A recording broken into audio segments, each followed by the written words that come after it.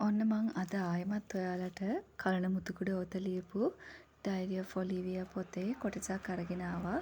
ඉතින් මේක පබ්ලිෂ් කරපු දවස්වලමයි මමත් අරගත්තේ. එහෙනම් අහලා බලන්නකෝ. ඔලිවියා, මගේ හිතේ එක කොනක තාමත් ඔයා පරිස්සමට ඉන්නවා. ඒත් එක්ක මේ හරියම පොඩි වේදනාවකුත් තියෙනවා. මම ඔයාව නැති කරගත්තා කියන හැඟීම. ඔව්, මගේ ජීවිතේ වැඩියෙන්ම මට දැනුණු මනුස්සයා මම නැති කරගත්තා කියන මූසල හැඟීම මගේ හිතේ කොනක් පාර පාර වද දෙනවා. මම දන්නවා පරණ ලෙන්ගතුකම තවදුරටත් නෑ කියලා. බලාගෙන ඉන්න අතාරින්නද කියලා හිතාගන්න බැරි තැනක මගේ ජීවිතේ නැවතිලා. ආදරේ එහෙමයි කියලා මම දන්නවා. ඒත් මගේ හිත පිළිගන්න කැමති නෑ ඔයා ආයේ එන්නේ නෑ කියලා. නොඑන දවසක් වෙනුවෙන් මම මග බලාගෙන ඉන්නවා කියලා විතරයි මම දන්නේ.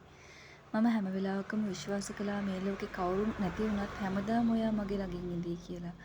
ඒත් හැමෝටම කලින් ගියේ ඔයා. ඉතින් මේක කියවලම බලන්න.